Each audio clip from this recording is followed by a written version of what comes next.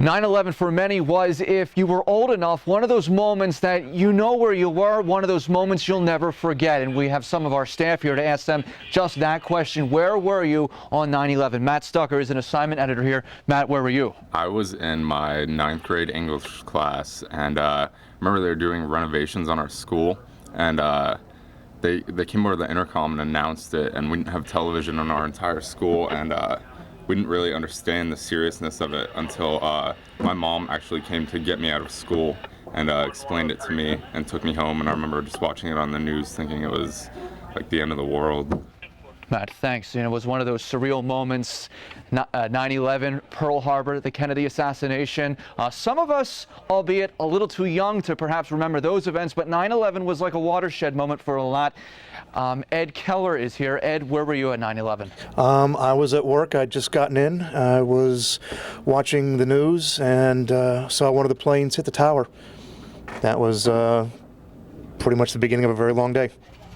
And a long day that in this business, of course, can always get longer and longer. Drew Speier, no doubt you were well in the business and perhaps covering the events, because I know you worked in the New York market. I did actually cover the first, second, and third anniversaries of the event, but that day I was actually covering the University of Notre Dame in South Bend. It was a Tuesday morning. Somebody sent me a message on the computer. I turned on the TV, and it's one of those moments where you never forget where you were or what you were doing. I had no idea I was going to end up in the New York market covering that story for the next 3 years of my life. Certainly an incredible moment for the news business, but also a moment that really rivets you and brings you back to that place in time. Katherine Jones is one of our producers working behind the scenes. Katherine, 9/11, and where were you? I was driving in a truck on 309, and my sister called me and asked me if I knew what was going on. And it was, I was horrified. I was in shock. And I went to my church where I knew they would be watching, and I went to see what was going on there.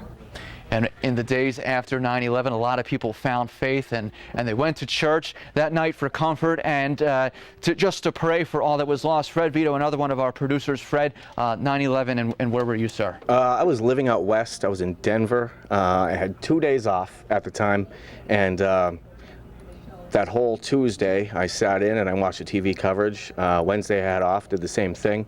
Went back into work Thursday, and they wouldn't let us put the TVs on because it was bad for business, the bosses said. So I quit on Friday and I drove home across country. Changed your life? Felt a little far away from home and just wanted to come back and you know, do the whole thing. Fred, thank you. And of course, for me, I was in senior year of college and on my way to a journalism class.